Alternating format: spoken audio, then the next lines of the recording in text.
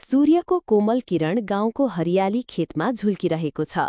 चराहरूको चिरबिर आवाजले बिहानको सुरुवात रमाइलो बनाउँछ।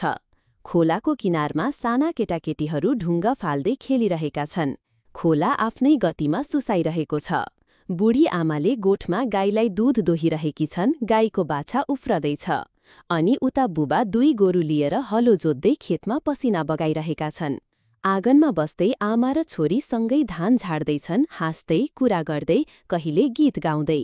गाउँको बाटोमा घण्टी बजाउँदै गाईगोरुको बथान हिँड्दै गर्दा सबैको नजर उनीहरूतिर तानिन्छ।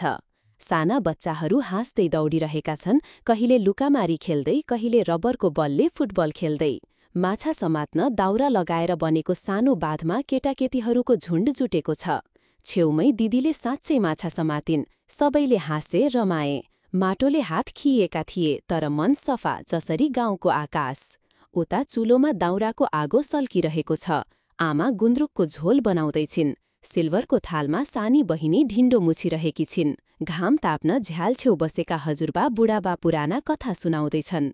बिहानको घाममा कपडा सुक्दैछन् अनि गाउँलेको हँसिलो अनुहार देखिन्छ। पसले काकाको किराना पसलमा चकलेट र टिकी निकाल्दै बालबालिका रमाउँछन्। बेलुकी पर्दै जाँदा झ्याउरे भाका गुन्जन्छ। बाजा बज्दै नाच्दै गाउँका दाजुभाइ मेलाबाट निस्कन्छन्। बच्चाहरूको टोली खेल मैदानबाट खेल सकेर घरतिर दौडन्छ। हाँसो, रमाइलो र स्थानीय संस्कृति सबै एकै ठाउँमा मिसिन्छ। तारा झल्किरहेको आकाशमुनि जुनकिरीको बत्ती चम्किन्छ। चारैतिर शान्त छ। चराचुरुङ्गी पनि आफ्नो गुठतिर फर्किरहेका छन्। यही हो हाम्रो गाउँ, जहाँ प्रकृति, परिवार र प्रेम सबैको एउटा मिठो सङ्गम छ।